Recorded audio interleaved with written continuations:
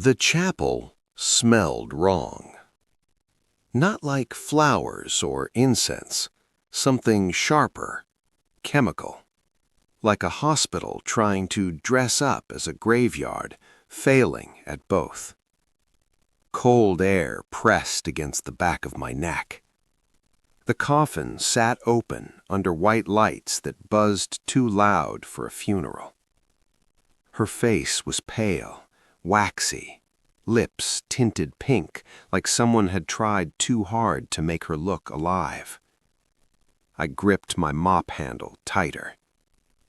My palms were damp. My heartbeat thudded in my ears, louder than the soft sobs filling the room. I'd cleaned around bodies before. I knew the stillness of death, the weight of it, the absolute silence that settles into skin when life leaves. This wasn't it. A tremor, so small it could have been missed, rippled beneath the silk lining near her chest, once, then again. My stomach dropped. The smell hit me then. Not decay, not death. Oxygen, recycled, fresh, like a hospital room pretending to be a grave. She's not dead. The words formed in my mind before I could stop them. No one else saw. Security shifted near the walls. The priest cleared his throat. The coffin lid began its slow final descent with a creak that sounded like a door closing forever. And in that moment, with my daughter's school bag still waiting by the door at home, my job barely holding my life together, my name already mud in this city, I did the one thing that would either save a billionaire's life or destroy mine completely. "Stop!" My voice cracked through the chapel like thunder. "She's not dead!" 18 hours earlier, I was invisible. That's the thing about being a night janitor. You move through the world like a ghost. Doctors don't see you. Nurses barely glance up. You empty trash, mop floors, wipe down surfaces, and disappear before morning rounds begin. My name is Ethan Reed. I'm 42 years old. St. Catherine's Medical Center pays me just enough to cover rent on a cramped 2-bedroom in Pilsen and keep my 14-year-old daughter Samira in her magnet school across town. It's not much. After my wife died 3 years ago, it's all I had left.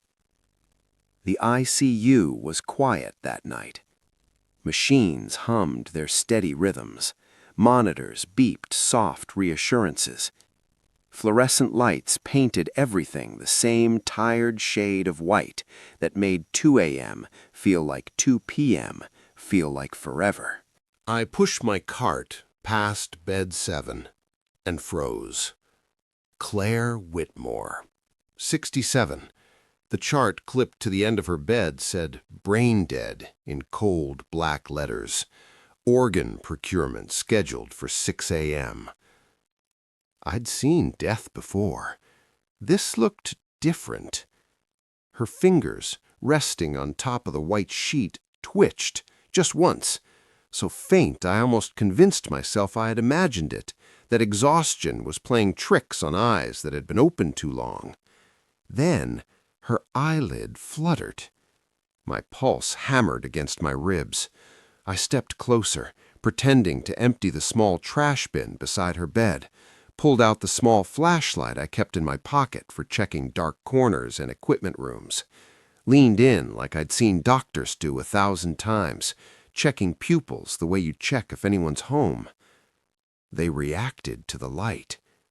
Brain-dead patients don't do that. "Excuse me," I flagged down a nurse passing the doorway, her scrubs wrinkled from a double shift. "Hey, I think she moved." The nurse glanced at me, then at the chart. She sighed, the sound of someone who'd answered this question too many times. "She's brain dead, sir. Sometimes there are reflexes, muscle spasms. It doesn't mean anything. But her pupils, you're a janitor, not a doctor. She wasn't cruel, just done. Done with her shift, done with questions, done with me. Finish up in here. They're coming to prep the body at 6. She turned and walked away, shoes squeaking on linoleum I'd mopped 3 hours earlier. I stood there, mop in hand, feeling smaller than I ever had. Looked back at Claire Whitmore's still face, the machines breathing for her, the monitors tracking rhythms that supposedly meant nothing. Maybe I was wrong. Maybe it was just a twitch. Maybe I'd been working nights too long and my brain was seeing things that weren't there. But as I pushed my cart down that hallway, the fluorescent lights buzzing overhead, the image of her fingers moving wouldn't let go. That night, long after I clocked out, I'd barely slept, just stared at my ceiling, listening to Samira breathe in the next room, watching shadows shift across the walls, replaying that moment over and over. The twitch, the flutter, the pupils contracting, the feeling that I'd just watched someone ask for help in the only way they could. Now, standing in the funeral chapel with every eye pinned on me like I was an insect under glass, I knew I wasn't wrong. "She's not dead!" I shouted again, stumbling toward the coffin, my voice cracking with desperation I couldn't control. "I saw her move last night. Someone check her pulse. Please, just check her pulse." For one breath, the whole room hung suspended in silence. Then, chaos. Security guards rushed me from both sides. A woman screamed.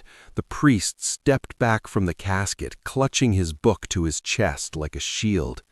Phones came up everywhere, cameras ready, people already recording, already posting, already turning this into content before they even knew what this was. And then Trevor Whitmore stood. 38. Tailored black suit that probably cost more than my car. Perfect tie, hair styled just right. The heir to a $2.3 billion empire built by the woman in that coffin. His face was set in a mask of grief, or what looked like grief to people who didn't know better. But his eyes were something else. Cold, hard, watching, calculating. "Get him out of here," Trevor said quietly, voice steady as stone. Hands grabbed my arms. I tried to pull away, still shouting, "Just check her pulse. Please, I'm begging you, just touch her neck." A guard's knee drove into my back. Pain exploded hot and sharp. My face hit the marble floor. The taste of copper filled my mouth.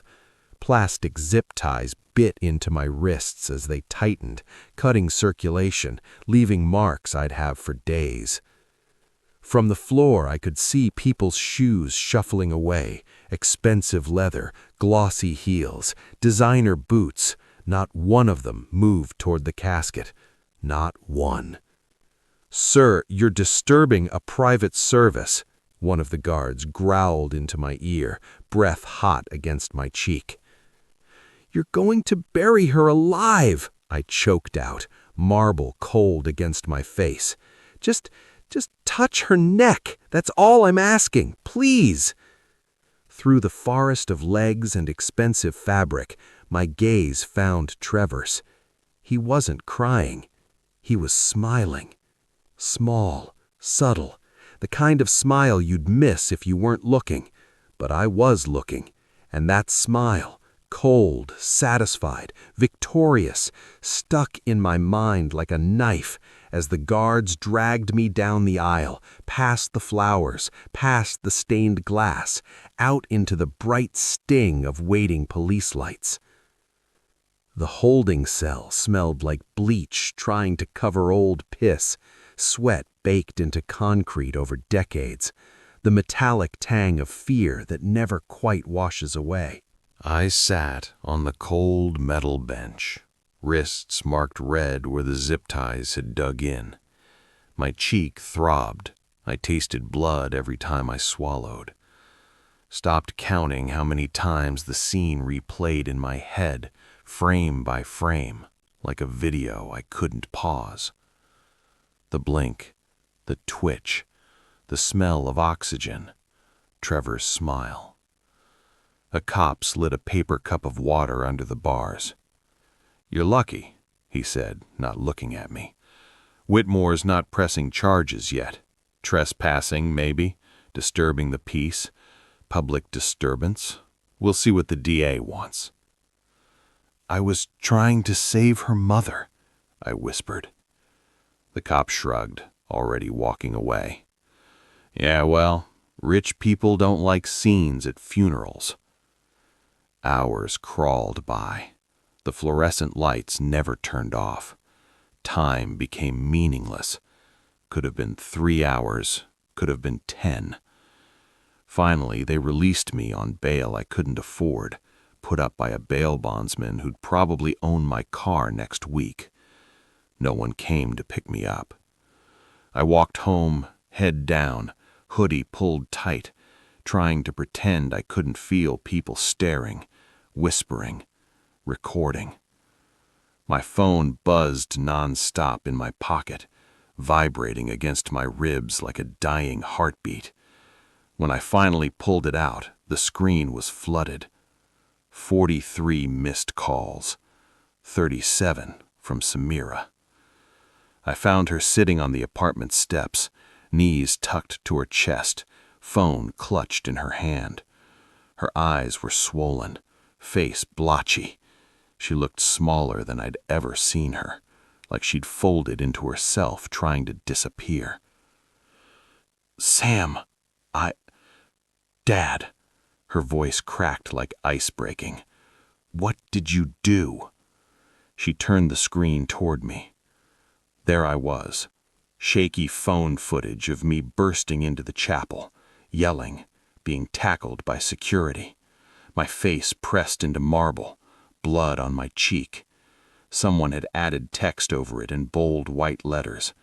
"Crazy janitor crashes billionaire funeral." The video already had 600,000 views. "I saw her move, Samira," I said, each word feeling like pulling splinters from my throat. "At the hospital. Her fingers, her eyes.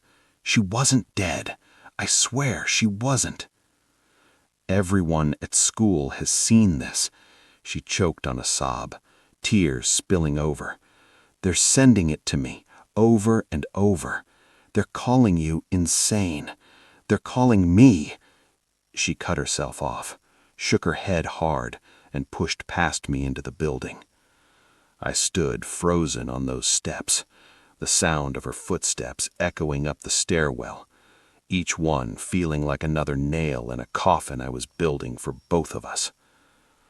Above me, a neighbor's blinds snapped shut. The city kept moving. The world kept spinning. I stayed still. The next morning brought a knock that sounded like a judge's gavel. A courier stood at my door with a crisp white envelope, the kind that only ever carries bad news. "Ethan Reed?"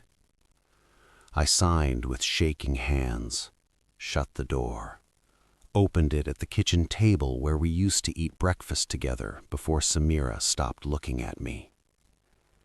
St. Catherine's Medical Center, letterhead, official seal. "Dear Mr. Reed, effective immediately, your employment has been terminated. Recent behavior raised serious concerns regarding mental stability and professional judgment. We recommend a full psychiatric evaluation. You are hereby barred from all hospital property." I let the letter fall, watching it drift to the table like a leaf from a dying tree. The TV in the corner played softly. I grabbed the remote and turned up the volume, some sick part of me needing to see it, needing to confirm the nightmare was real. A news anchor spoke in that careful, measured tone they use for tragedies and scandals. Last night, mourners at the Whitmore family funeral were shocked when a hospital employee interrupted the service, claiming the deceased philanthropist was still alive. They cut to video. There I was again, on every screen in the city, the country, maybe the world, being dragged away, face bloodied, looking exactly like what they said I was, crazy. A second segment followed. Dr. Patricia Langford, the hospital administrator, sat in a studio with perfect posture and practiced sympathy. We take patient dignity very seriously. Mr. Reed's actions were deeply troubling and completely unfounded. We believe he's in need of professional help, and we hope he gets it. Is there any truth to his claims? The anchor asked, leaning forward like this was the juicy part. Dr. Langford hesitated. Just a fraction of a second, just long enough. Absolutely not. We conducted all appropriate tests following strict protocols. This was an unfortunate, baseless outburst from someone clearly struggling with personal issues. I turned off the TV. My phone buzzed. Samira's school. Mr. Reed, the principal said, that same careful tone everyone was using now, like I was made of glass or explosives. Given the situation, we think it would be best if Samira stays home for a few days. The other students are reacting strongly. Some parents have called. We're suspending her for her own safety. For her safety, I repeated. My voice sounded hollow, like it was coming from someone else's throat. We'll reassess next week. We just need things to calm down. When Samira came home early, escorted by a school counselor who wouldn't meet my eyes, she walked straight to her room and locked the door. "Sam," I said, knocking gently, "can we talk?" Silence. I slid down the wall and sat on the floor outside her room, listening to the sound of her quiet sobs bleeding through the door, mixing with the muffled pings of her phone, messages she wouldn't show me, videos she wouldn't let me see, cruelty delivered in high definition. 3 days later, another envelope arrived, thicker this time, heavier, like it was weighted with consequences. Legal letterhead, fancy script, gold embossing. I opened it with hands that wouldn't stop shaking. Trevor Whitmore's lawyers, a firm so expensive their letterhead probably cost more than my monthly rent. Restraining order.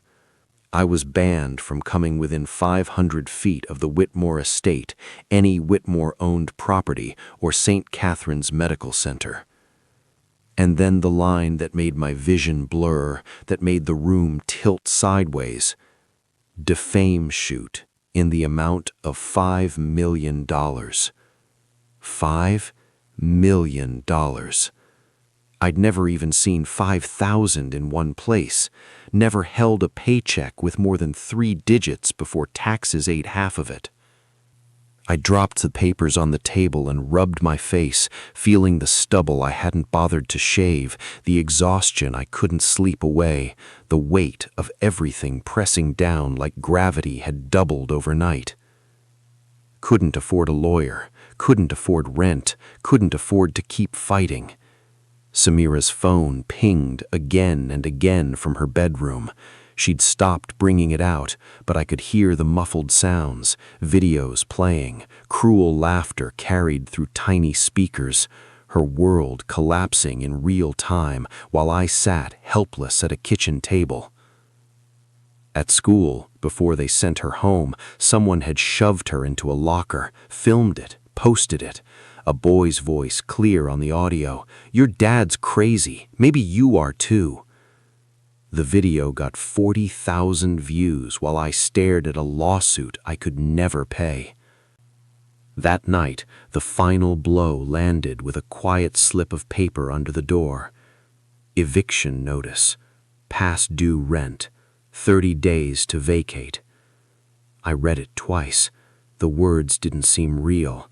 None of this seemed real. But it was. All of it was real.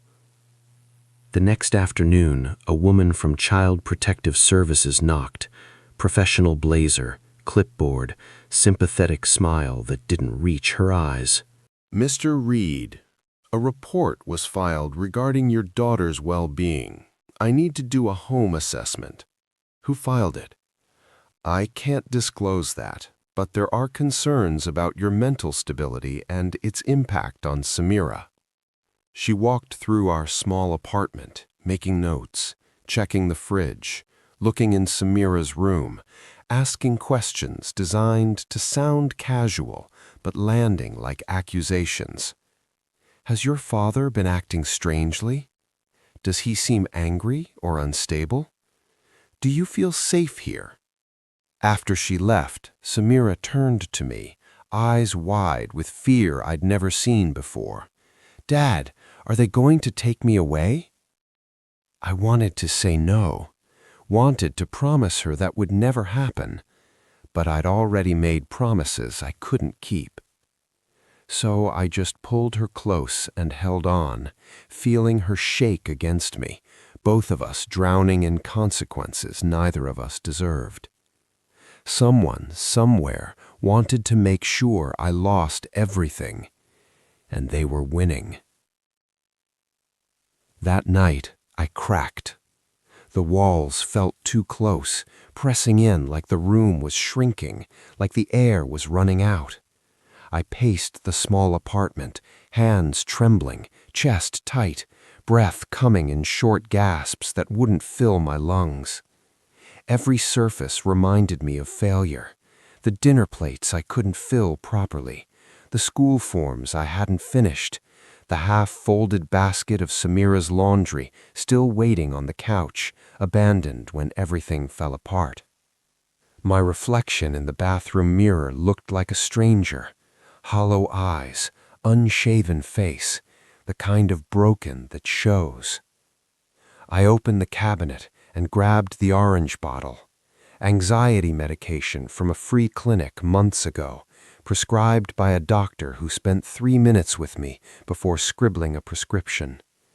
I'd avoided taking them, telling myself I could handle it, that I didn't need help, that admitting I needed help meant admitting I was failing. Now I unscrewed the cap with shaking fingers, took 2 pills, dry swallowed them, waited. Still couldn't breathe. Took 2 more. The room slowed, edges blurred, colors softened. My knees hit the tile floor, and I barely felt it. Samira would be better off with her grandmother, I thought dimly.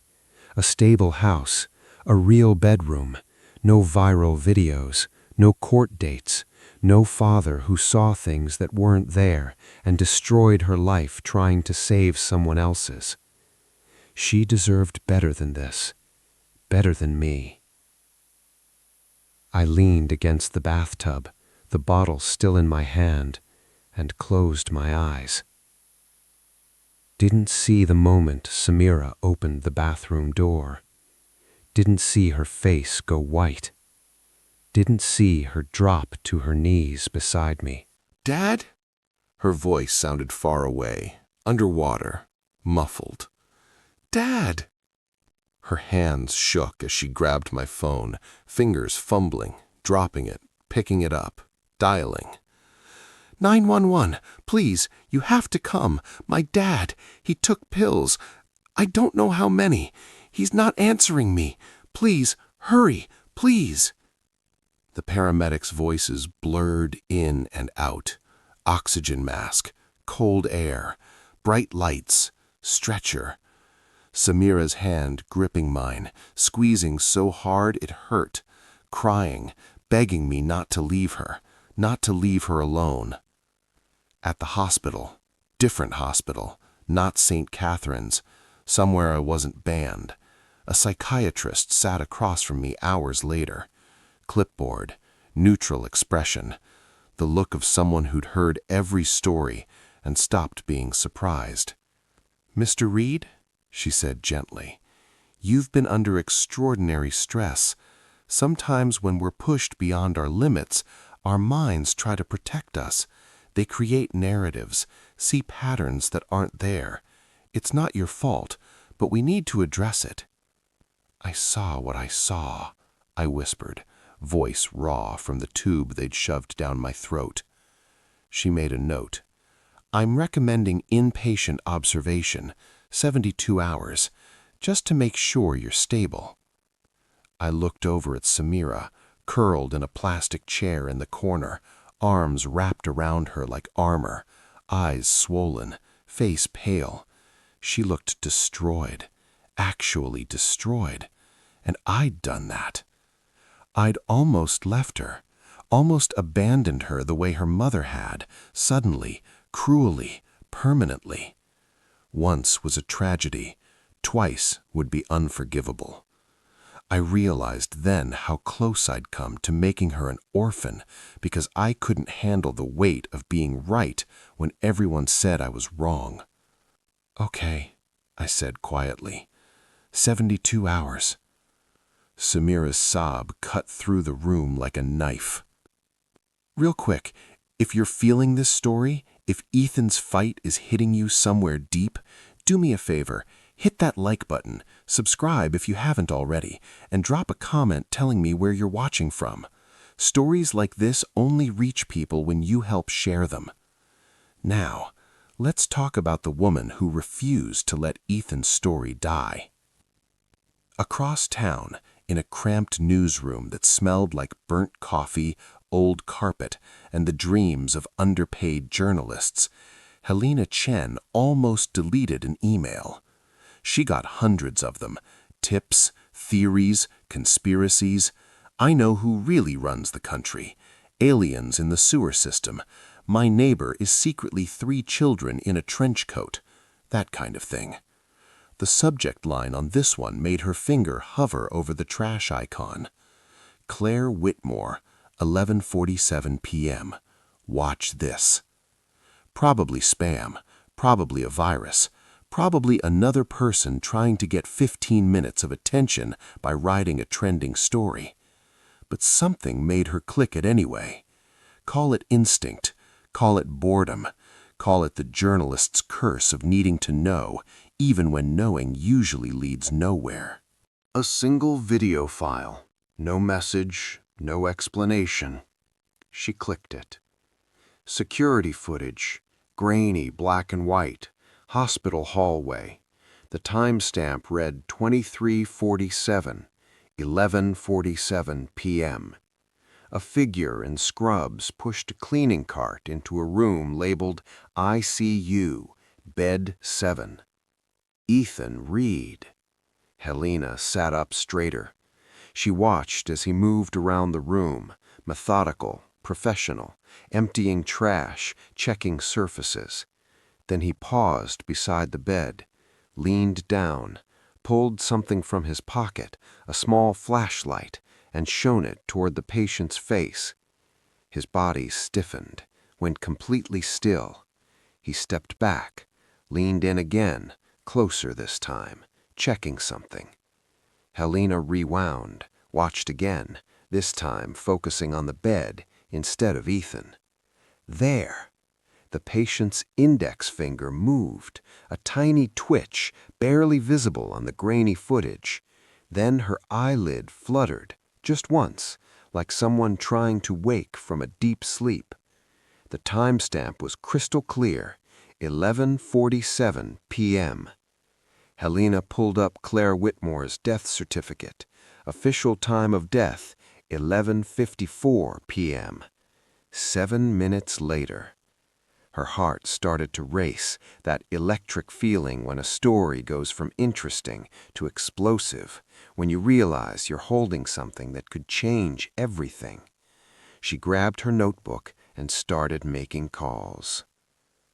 Dr. James Morrison stared at the EEG printout spread across his desk like it might disappear if he blinked too hard, like it might be a hallucination brought on by too many overnight shifts and not enough sleep. He'd known something was wrong from the moment he signed the brain death paperwork, known it in his gut, in that place doctors learn to trust, then learn to ignore when administration gets involved. The tests were done by the book, protocol followed, boxes checked, but there'd been pressure, the kind of pressure that comes from people with money and lawyers and connections that go straight to the hospital board. Trevor Whitmore had hovered in the ICU that night, expensive watch glinting under fluorescent lights, designer suit perfect even at 2 a.m. "My mother never wanted to be kept alive on machines," he said, voice smooth, practiced. "She hated hospitals, made me promise. You understand." Morrison had suggested waiting, repeating tests in 24 hours, standard protocol when there's any doubt. Trevor had made a call, stepped into the hallway, came back 10 minutes later with that same smooth smile. Morrison's phone had rung. Administration, the hospital CEO's assistant. "The family is insistent. They've consulted their own experts. Multiple opinions confirm brain death. We need to respect the family's wishes. Proceed as planned." So he had. He'd pushed aside the knot in his chest and signed the paperwork, told himself he was following protocol, that he'd done everything right, that the uncomfortable feeling would fade. It hadn't. It had grown heavier with every news clip of Ethan, with every smug interview of Trevor praising the hospital's professionalism and compassion, with every night Morrison woke up at 3 a.m. replaying that moment, wondering. So he'd ordered a portable EEG in secret, waited until the graveyard shift when the ICU was quiet and understaffed, run it himself on Claire Whitmore while she waited in cold storage for the funeral that kept getting delayed because Trevor was handling arrangements. The results were in his hands now, black ink on white paper, undeniable.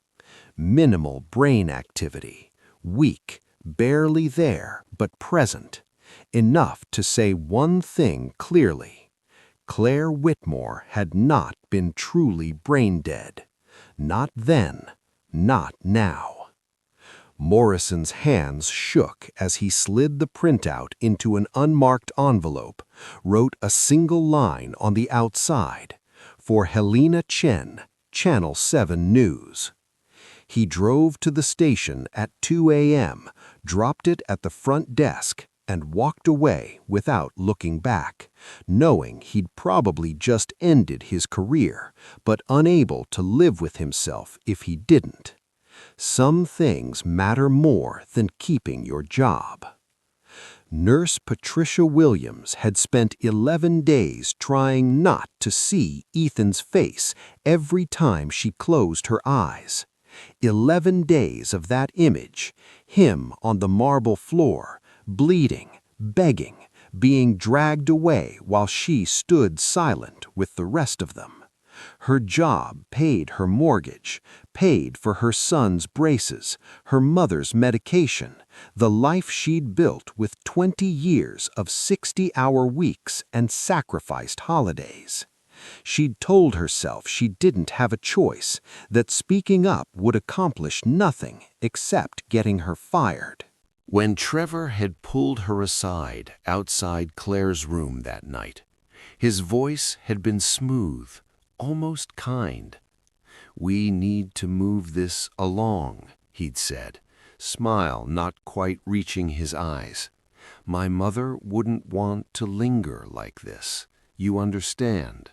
Sign the forms, and we can all move forward." She'd hesitated. Something felt wrong. but Trevor had added, quieter, leaning closer, "I'd hate to have to drag this hospital into court over malpractice. People's jobs would be on the line. Good people, hard workers, people with families." The threat was clear, even wrapped in silk. She had signed. Now she watched a news clip playing on her phone during her break. Samira Reed being escorted from school by a CPS worker, a camera phone catching her pale face, terrified eyes searching for someone who wasn't there, looking small and scared and alone. Patricia's own son was 14, same age. She tried to imagine him going through this, his father arrested, his life destroyed, strangers calling him crazy by association. She couldn't. She picked up her phone and called the number she'd saved from the bottom of an online article about Ethan's arrest. "Channel 7, this is Helena Chen."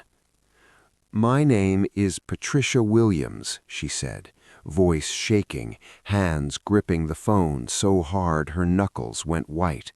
"I'm a nurse at St. Catherine's Medical Center. I need to tell someone what really happened to Claire Whitmore before they bury her, before it's too late."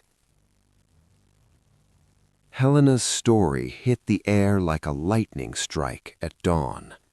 "Tonight," she said into the camera, face serious, voice steady, "new evidence suggests the man labeled a crazy janitor may have been the only sane person in the room, and what he saw could expose one of the most disturbing cases of medical fraud this city has ever seen." She laid it all out with the precision of a surgeon and the fury of someone who'd uncovered something evil. The security footage showing Claire's finger moving, her eyelids flickering, her body responding, all before her official time of death. The EEG printout from Dr. Morrison revealing ongoing minimal brain activity, the kind that shouldn't exist in someone declared brain dead. Patricia's statement, delivered on camera with shaking hands but clear voice, explaining how Trevor had pressured staff, how he'd pushed to speed up the declaration before his mother could finalize the new will she'd been drafting, the one that would donate billions to charity instead of leaving everything to him. Then came the audio. A recording captured by security cameras in the hallway outside the ICU. Grainy but clear enough. Trevor's voice, unmistakable, talking to someone on his phone in the hallway outside the ICU. "Make sure she's gone by morning. I don't care what it takes. Just make it happen." The words hung in the air like a confession. By morning, the story had spread far beyond Chicago. National news, international coverage, social media exploding, the viral video of crazy janitor suddenly being reposted with new context, new captions, new understanding. He wasn't crazy. He was right. This man tried to save her life, and we called him insane. We destroyed an innocent man for telling the truth. Within hours, the district attorney's office announced an emergency press conference. A stone-faced spokesperson stood at a podium, camera flashes going off like strobe lights.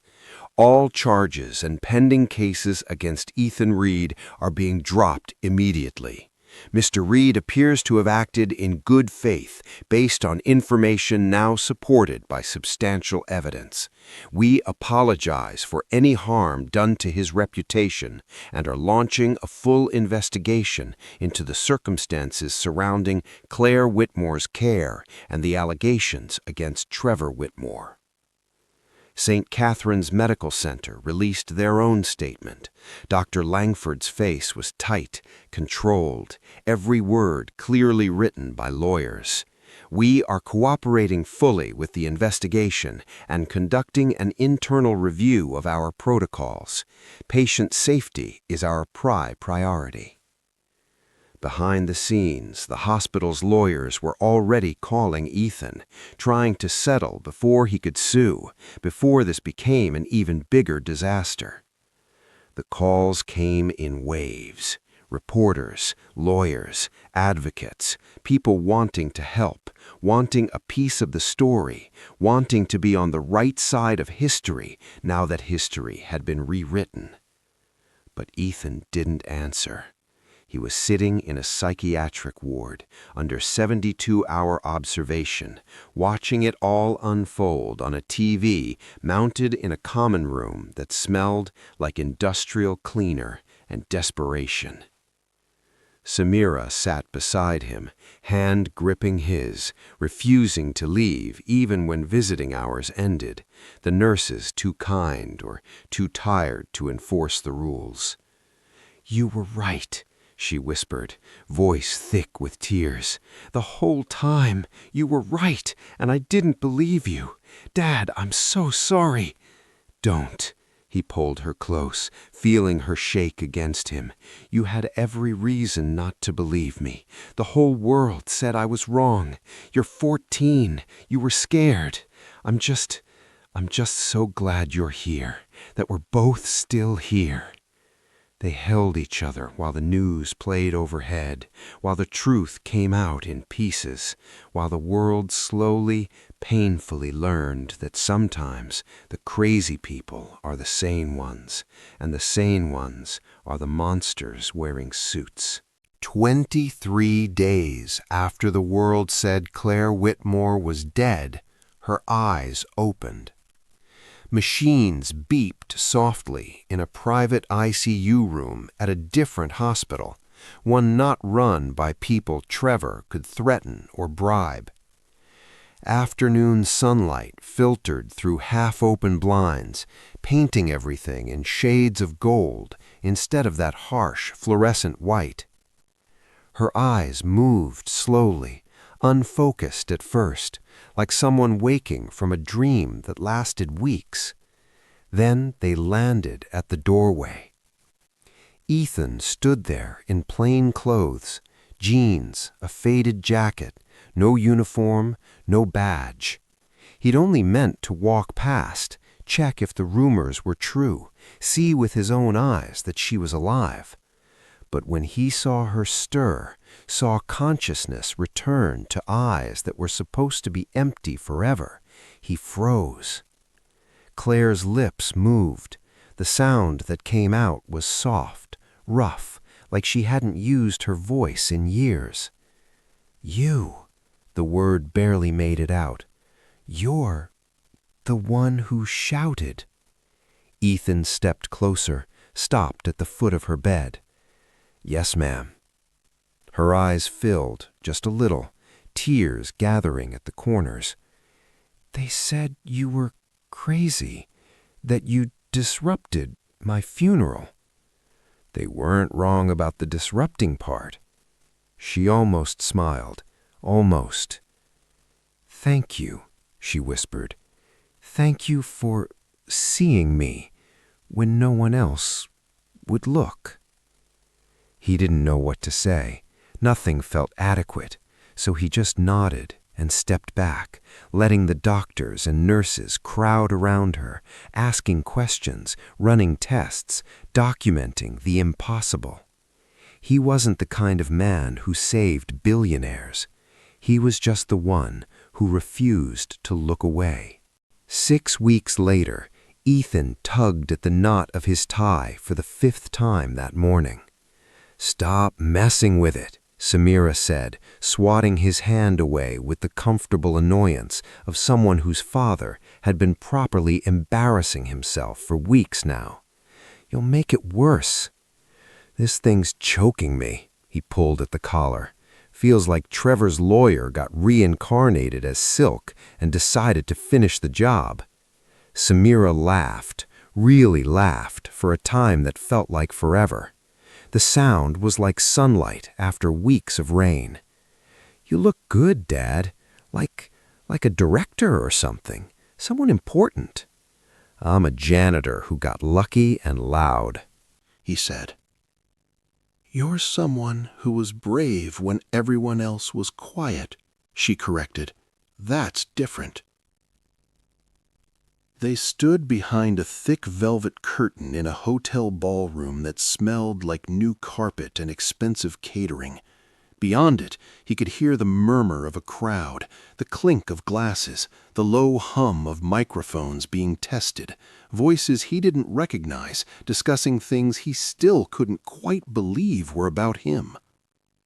"Ladies and gentlemen," a voice announced from beyond the curtain, "please welcome Mrs. Claire Whitmore." The curtain lifted. The room opened up before them, maybe 200 people, all standing, all watching. The sign behind the podium was huge, printed crisp and clear in letters that caught the light. "The Ethan Reed Foundation, where every voice matters."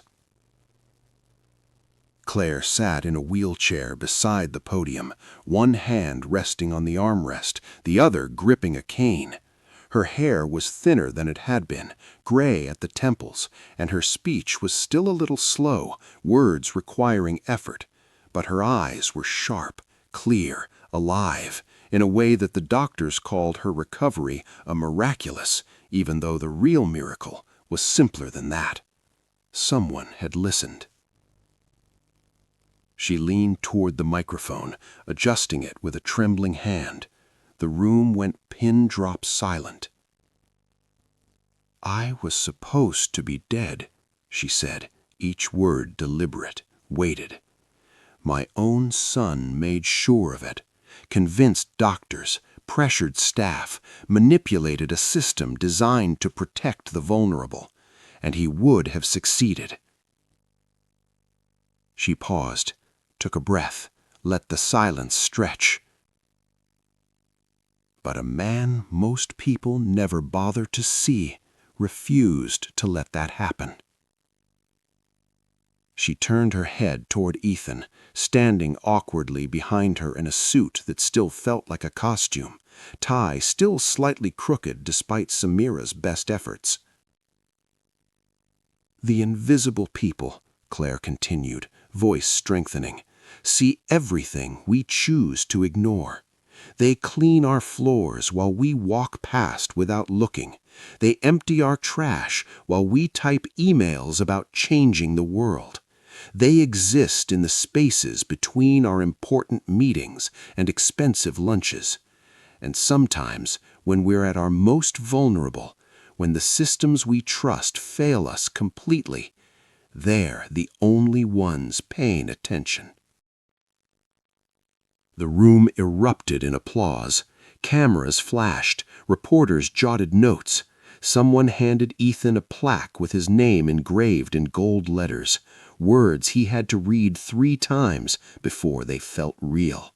Later, after the speeches and photos and handshakes with people whose names he'd forget by tomorrow, he would stand in front of the Illinois State Legislature, would testify about policies and protections and the need for independent medical reviews, about whistleblower hotlines that didn't end careers for people who spoke up, about second opinions that couldn't be bypassed by families with money and connections. He would sign papers with a lawyer, a real one this time, not court-appointed, not overworked, agreeing to an $850,000 settlement from St. Catherine's and accepting a new position as patient advocate and facilities director with actual authority to change things. He would watch news coverage of Trevor's sentencing, 7 years for attempted fraud, medical coercion, and conspiracy, would see him led away in handcuffs, expensive suit wrinkled now, perfect hair disheveled, that smooth confidence finally cracked, would feel nothing, Not satisfaction, not revenge, just the quiet certainty that justice, when it finally shows up, doesn't always announce itself with trumpets. Sometimes it arrives in a courtroom on a Tuesday afternoon and speaks in the dry voice of a judge reading a sentence. But in this moment, standing on that stage with 200 people applauding something he still didn't fully understand, all he saw was Samira. She stood in the front row, holding her phone, not to hide behind, not to scroll through cruelty disguised as content, but to record.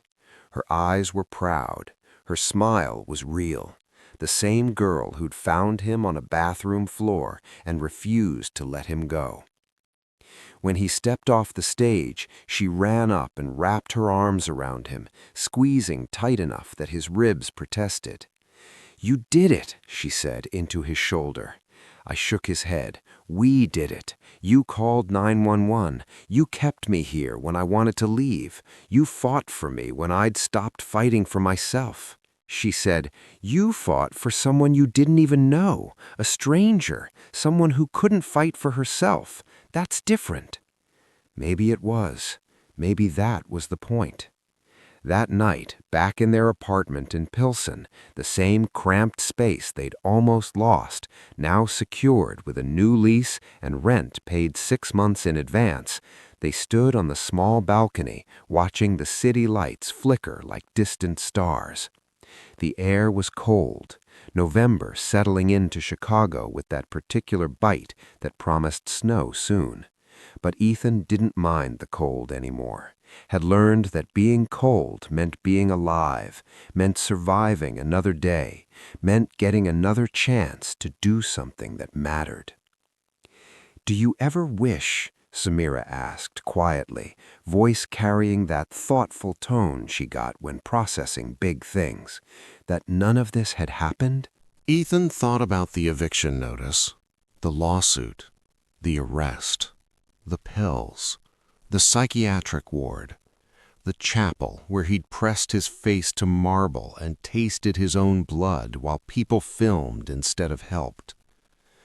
He also thought about Claire's eyes opening, the foundation sign with his name, the laws being drafted, the hotline being established, the 32 fathers they'd already helped, 32 custody cases won, 32 families kept together because someone finally had resources to fight back against systems designed to make fighting impossible. He thought about the hospital janitor who'd called last week, voice shaking, saying he'd seen something in the ICU but was afraid to speak up. Ethan had walked him through it, made calls, ensured the patient got a second opinion that saved her life, another person who would have been lost if someone hadn't been willing to look, to see, to speak. "I wish it hadn't hurt you," he said finally. "Wish you hadn't gone through any of that. The videos, the school, the CPS visit. You didn't deserve that. None of it." "But," he smiled slightly, "but I don't wish I'd stayed quiet. Don't wish I'd walked past that bed like everyone else did. Don't wish I convinced myself I was wrong just because it was easier than being right." Samira leaned her head on his shoulder, the gesture so familiar, so perfect them, that it made his chest tight. "Promise me one thing," she said. "Anything. If you ever see something like that again, if you ever know something's wrong and everyone's telling you you're crazy, you'll do the same thing." He let out a rough breath that might have been a laugh. "Even if the whole world calls me insane?" "Especially then," she said, "because the world was wrong and you were right. And maybe next time people will remember that. Maybe next time they'll listen first instead of after." They stood there while the city hummed beneath them, while the night settled cold but not cruel, while somewhere across town a woman who should have been buried practiced walking with a cane and rewrote a will that would pour billions into places people usually ignored. Clinics, shelters, schools, worker hotlines, systems designed to protect the vulnerable instead of the powerful. All because one invisible man refused to let her disappear. 6 months after everything changed, Ethan still worked nights sometimes. Not because he had to. The settlement and salary meant he didn't have to worry about rent or electricity or which bills to prioritize, but because he wanted to, because some things shouldn't be forgotten. He'd walk the halls of St. Catherine's as facilities director, clipboard in hand, checking systems and protocols, ensuring the new policies were being followed.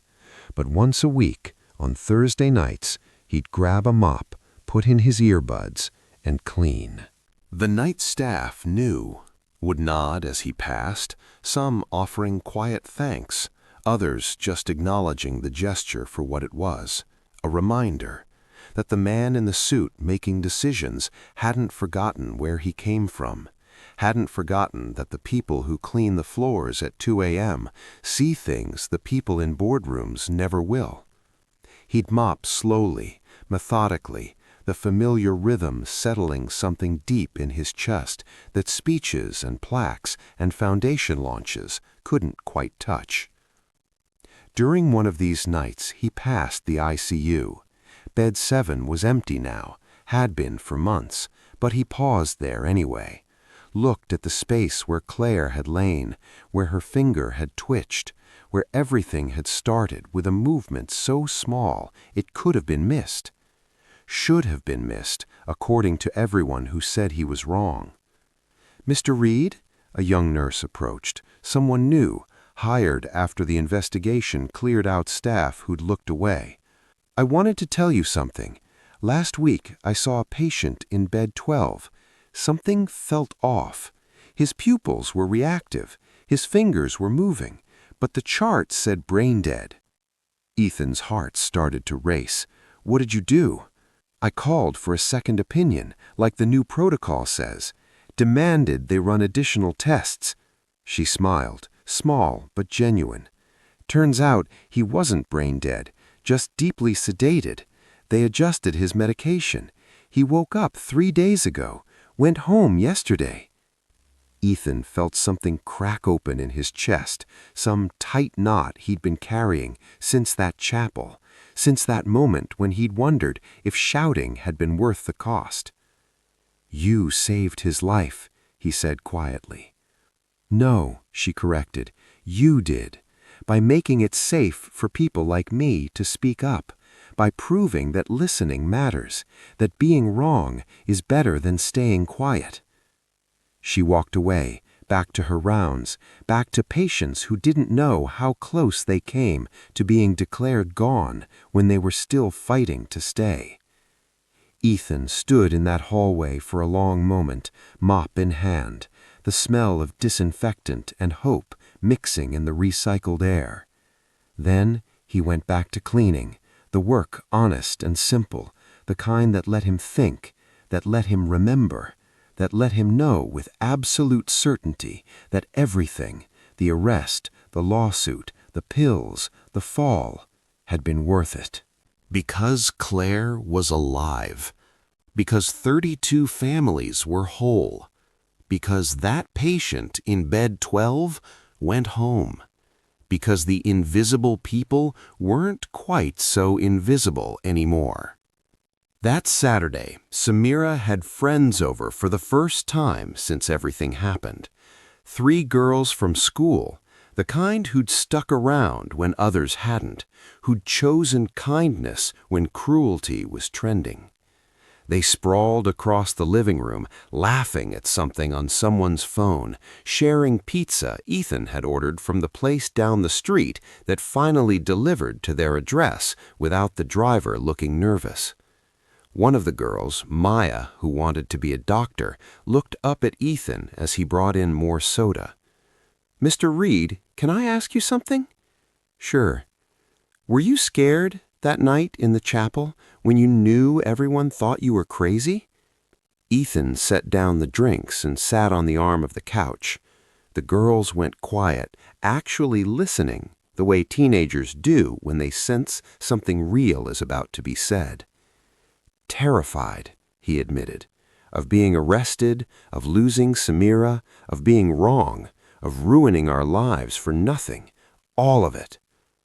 But you did it anyway, Maya said, because being scared of the consequences felt smaller than living with myself if I stayed quiet, if I let her die because I was afraid of looking stupid. That would have been worse than anything that actually happened. Even losing your job? Even the arrest? Even that. Samira smiled at him from across the room, small and private, the kind of smile that said more than words. Later, after the girls left and the apartment was quiet again, Samira found him on the balcony, the spot that had become theirs for important conversations. "Maya's going to be a good doctor," she said. "How do you know?" "Because she asked if you were scared, not if you were brave. She understands that scared people can still do the right thing, that being brave isn't about not being afraid, it's about being afraid and doing it anyway." Ethan looked at his daughter, 14 years old and somehow ancient, carrying wisdom she'd earned through crisis, through watching her father fall apart and build himself back. "When did you get so smart?" he asked. "I learned from the guy who shouted at a funeral when everyone told him to shut up. Seemed like a good teacher." They stood together while the city spread out below them, millions of lights representing millions of lives, each one containing struggles and choices and moments where someone had to decide between easy and right. Ethan thought about all the people out there who'd seen something wrong and stayed quiet, who'd heard something off and convinced themselves it was nothing, who'd noticed something and decided it wasn't their problem. He'd almost been one of them. Almost walked away from bed 7 and finished his shift and gone home without saying anything. The world turned on those almost moments, he realized, on the split seconds between seeing and ignoring, between speaking and staying silent, between choosing comfort and choosing courage. "Dad," Samira said, "thank you." "For what?"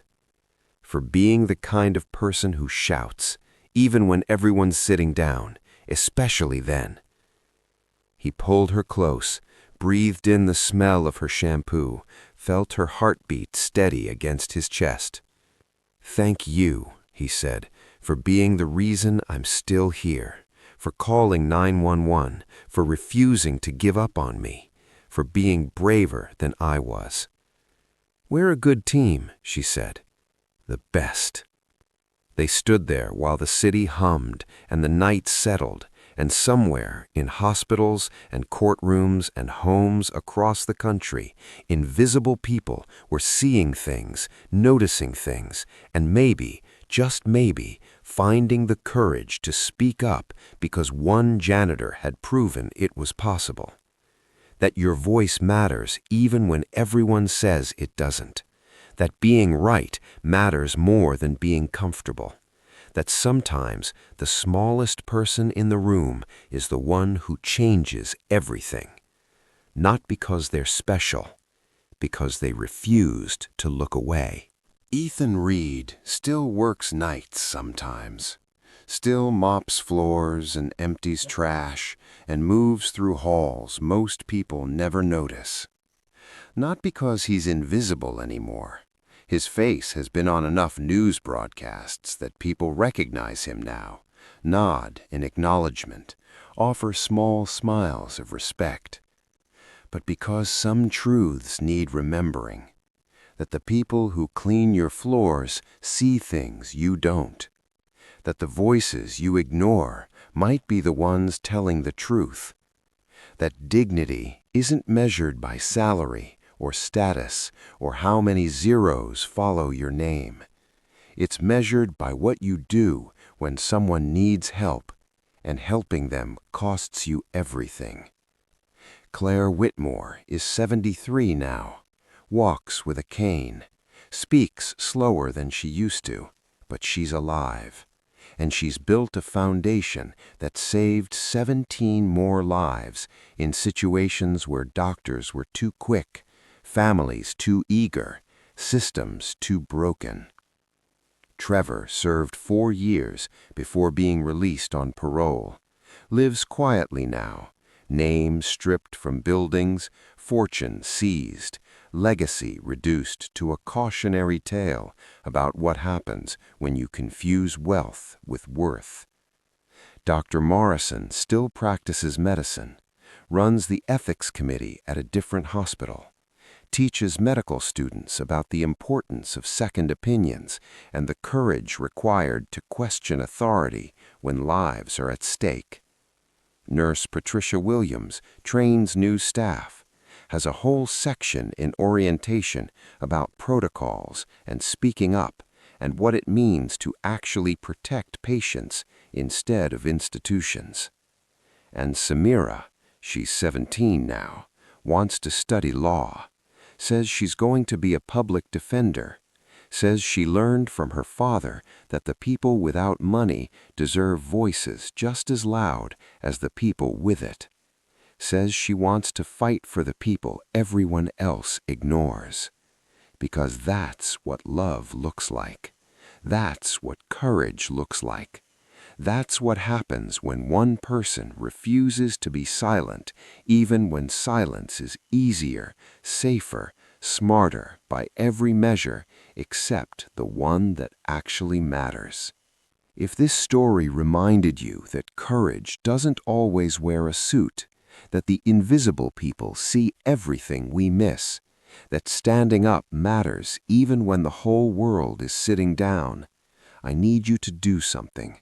Like this video, subscribe so you don't miss the next story, and tell me in the comments, where are you watching from, and have you ever been the person no one saw until you spoke up? Your voice matters. Ethan proved that. So does yours. See you in the next one.